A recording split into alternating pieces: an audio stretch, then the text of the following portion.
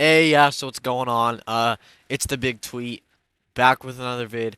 Uh, and I'm just here to just like yap about stuff. So I got a good amount of stuff in the agenda today. I got a lot of stuff I want to yap about. A lot of like serious shit and then a lot of like dumb, like kind of well not unimportant, but like not big of an issue shit. So yeah, anyway. So we're gonna start with probably the most important thing on today's agenda. Um, the new album that I teased several months ago. It's not coming out. So don't expect new music. It's not coming out anytime soon. If I'm gonna be real, I got halfway done making the album, then I just said, man, this shit's boring. I don't want to fucking do this anymore. So yeah, so I got 4 songs. I can't even lie, they are bangers, but I don't really feel like making music. If I'm gonna be honest, I'm bored of music. Lil Tweet is gonna shift. He's gonna make a shift kind of thing. He's probably gonna pivot to less music kind of thing, because like it's like I'm so good at making music to the point where it's like I don't want to get popular and end up like snuffing out all the competition like in the rap game. You know what I'm saying? It's just like a huge like I don't want to hold like any like monopoly or anything, you know what I'm saying? Speaking of monopolies, um what the fuck's going on with PlayStation? What the fuck's going on there? I'm sure everybody knows by now. Starting 2028, they're going to be no longer producing physical media, like physical games, which I think everybody and their grandma can agree is a stupid fucking decision, especially because console games are largely built on physical media. Um, and of course, also that brings in the whole discussion of like right of ownership and like that kind of thing, right? And hey, the big tweet just needs to give his 3 cents on this, you know. So I am an avid physical advocate. I much prefer having physical games over digital games because I just like having like the physical case kind of thing. Like say I buy the new fucking Wolverine when it comes out. I'd rather have a case that I can look at and be like, "Oh my God, I have this game," rather than go on my PlayStation and say, we couldn't verify your license." It's so fucking stupid, bro. Cause, and of course, I know everybody also knows this, but when you buy a digital game, you don't own the game. You don't own the game. You can't keep it forever. If PlayStation wants, like, to just one day decides to say fuck you and take it off the market or take it off the digital storefront, they can and they will. And because you don't actually own the game, you're fucked. You can't play it unless you have a physical copy, of course. And, I got first-hand experience. Does anybody remember the Deadpool game from 2013? Definitely fucking not. However, I have it now. It's like a decently rare game. It goes for like I got it for like $20. It goes for about 10 times that now, because the licensing bullshit ended. So nobody can buy it digitally now. You can only buy it on physical. I got the silly old PS4 version because my dad bought it for me physical a couple years ago, right? Great game, by the way, might I add. Anyway, so yeah, getting rid of physical is probably one of the worst fucking decisions that Sony could make, because I've seen this other point raised by a lot of people is physical media, physical games are they're very integral to actual like the consumer quality of life kind of thing. You know what I'm saying? I heard some great examples, for instance, where say hypothetically there's a single mother working like 2 or 3 jobs, barely scraping by. Christmas is coming around and she wants to buy some games for her kids, right? So she can go on eBay, Amazon, and a lot of the games on there are usually not full price, not the full fucking 70 doubloons that you gotta fork over for AAA game nowadays. Well, you see, if they get rid of physical games, we've seen this with with like Deadpool. When physical games get fuck am I talking about? Yeah, so when games that are physical and digital get taken off digital marketplaces, the physical typically spikes up in price because that's the only way that you can consume that content now, right? Uh, like excluding like pirating and shit like that.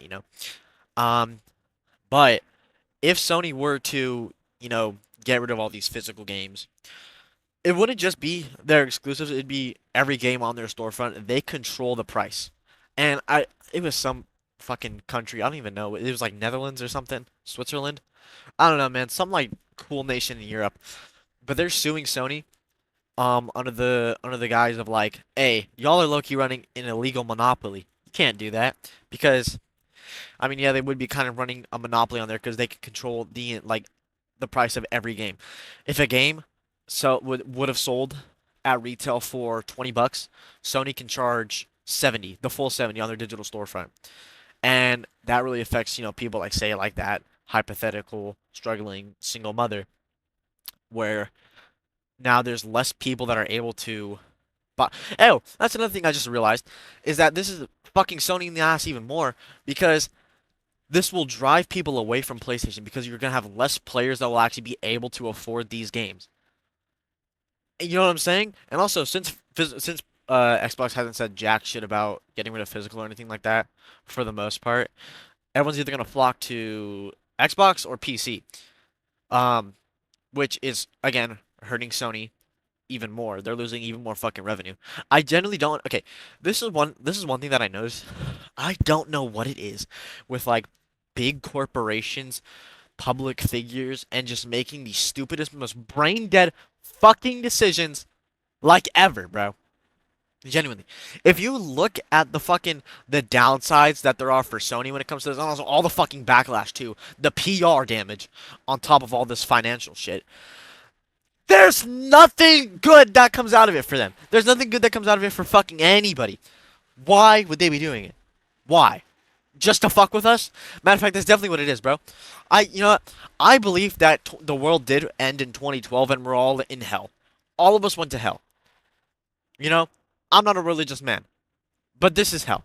We are living in fucking hell right now. It's like, it's fucking tragic, dude. But yeah, so basically, digital games. I mean, I don't. There isn't an issue with digital games like inherently. The absence of physical games is where that becomes an issue.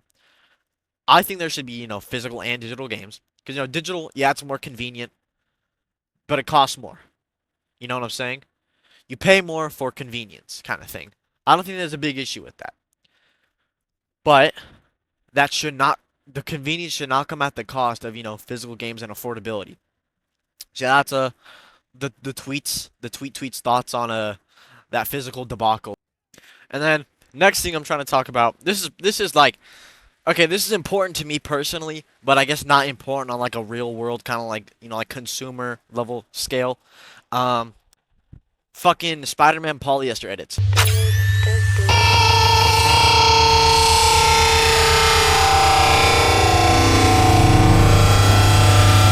Now, I am happy that I refer to it as Rift slop or Riff slop. Forgive me. Um, I refer to it as riff slop, the fucking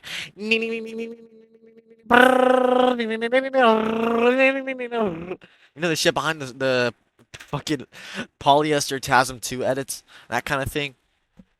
Anyway, anywho, uh I have long fucking hated any edit that I've seen with like one of those riff slop songs in the background. Because it's always registered to me as straight polyester, straight BS, straight doggy dick, that kind of thing. I remember one time a friend of mine sent me a video with a it would be referred to as a polyester edit.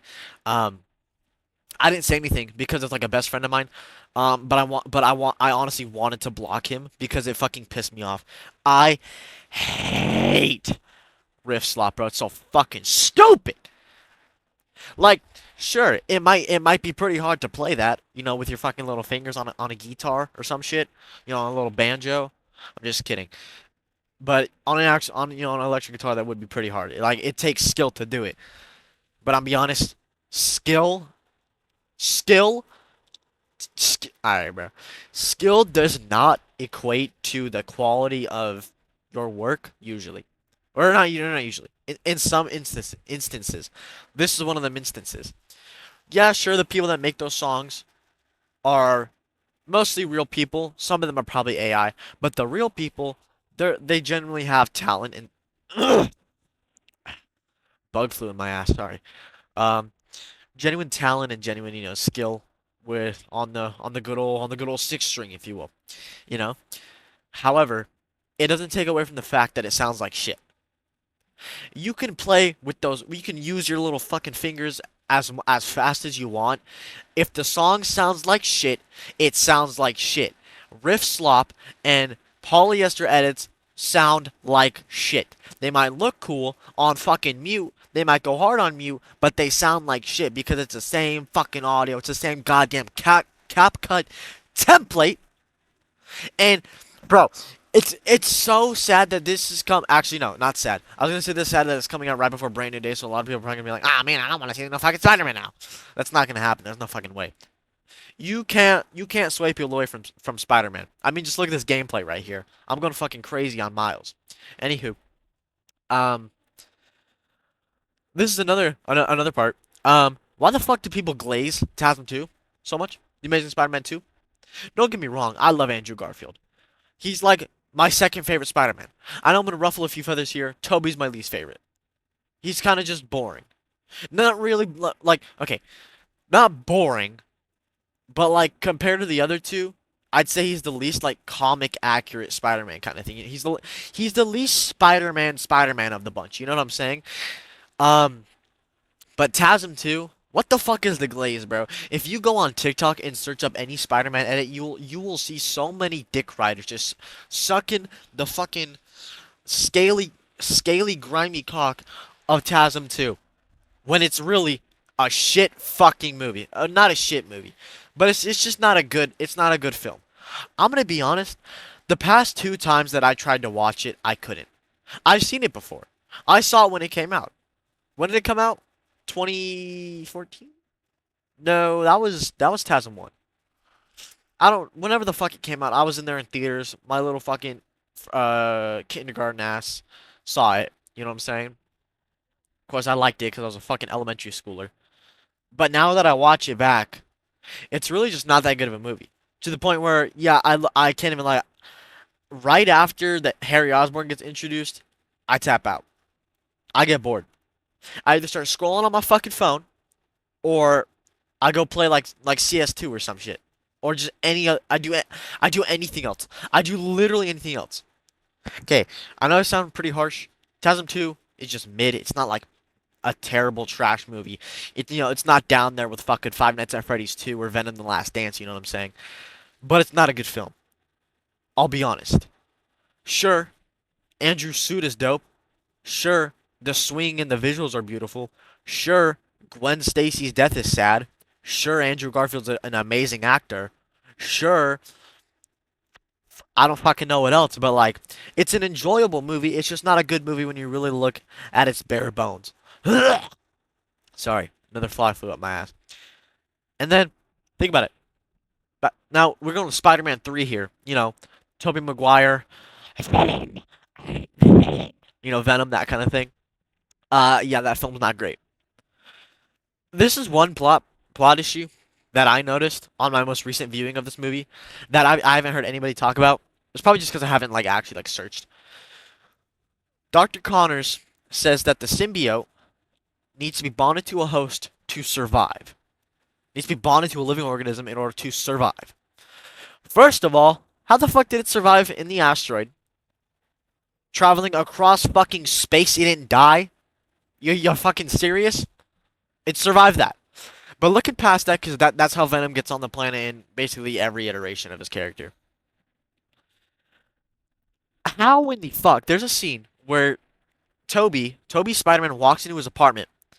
He goes to reach for a Spider-Man costume. He says, "No." He looks down at this little fucking suitcase, briefcase, weird fucking looking thing. And the symbiote suit is in there. Now, I didn't know he had two Spider-Man suits because we saw Venom overtaking and covering his regular suit when Venom first bonded to him. So what did Venom just slide off and just form his and he just takes the form of a black suit? Because at this point now Toby has two suits, right? He doesn't have one suit that turns into another one kind of thing, you know what I'm saying? But of course I can look past that. However, how in the fuck is Venom alive if he is off of Toby in a fucking suitcase? Dr. Connors? Did you fucking lie? Dr. Connors was saying something about how the symbiote needs to be bonded to a host to survive. We're seeing it right now. That motherfucker is in a briefcase on the floor in an apartment in New York, not on Toby's beautiful chest. However, he's not fucking dead. How long can he survive? Although now that I'm thinking about it though, if he survived the trek through space, he would probably be able to survive in an apartment. But I'm not gonna. I'm no. I'm still in the right. Okay? My point makes sense. What the fuck was even that? Okay? Uh, shit. So, basically, my overarching points are that TASM 2 and Spider-Man 3 aren't great films. Go on a TikTok, you will see just LARPing out the wazoo motherfuckers that say, oh, "No, this is the best Spider-Man media we've gotten. It's so good." It's, oh, fuck, the clip ended. Anyway, yeah, that's the gist. Yeah.